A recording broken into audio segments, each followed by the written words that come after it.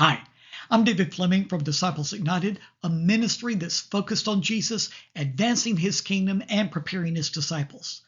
Today, as we study how Jesus is revealed in the book of Revelation, we're going to look at John's response to Jesus and Jesus' response to John when John saw Jesus in his glorified body.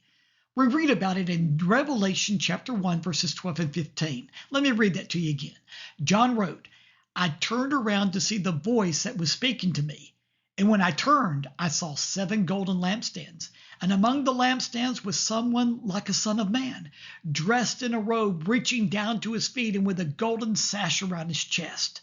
The hair on his head was white like wool, as white as snow, and his eyes were like blazing fire. His feet were like bronze glowing in a furnace, and his voice was like the sound of rushing waters.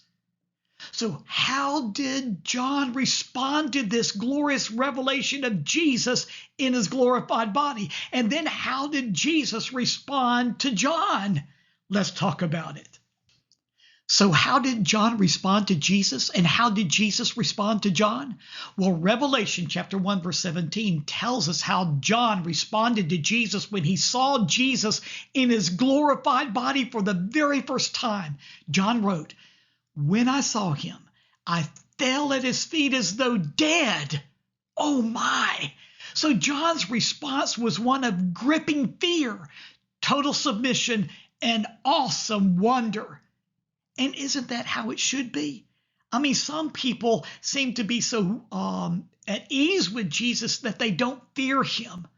But oh, John's response was one of awe, fear, and submission. But yet, how did Jesus respond to John? That's the real clincher. Jesus said, fear not. You know, Jesus' response to John reveals much concerning the love that Jesus has for us. Now, an arrogant God would relish the fear invoked on others from his presence, but not Jesus. Oh no. Jesus touched John and ministered his peace and words of faith, encouragement, and revelation. You see, Jesus wants to draw us into a personal relationship with him, but it's not that we should ever treat Jesus in any way disrespectfully as if he was just on the same level as us. Absolutely not. Jesus is awesome. He is God. He is glorious, and he is worthy to be feared and submitted to. He should invoke in us an awesomeness, a fear, a godly fear, but also because of Jesus' love drawing us close to himself, it brings us into a relationship with him that encourages that relationship, but also reveals to us how much he loves us. Well, you know, this reveals an important truth about Jesus. To the proud and rebellious, Jesus can be and was often harsh. We read about it throughout the Gospels.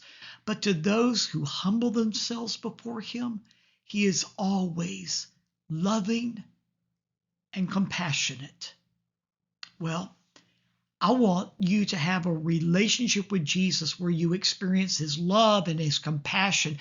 And that means that you must come to him with repentance, with fear, and with faith.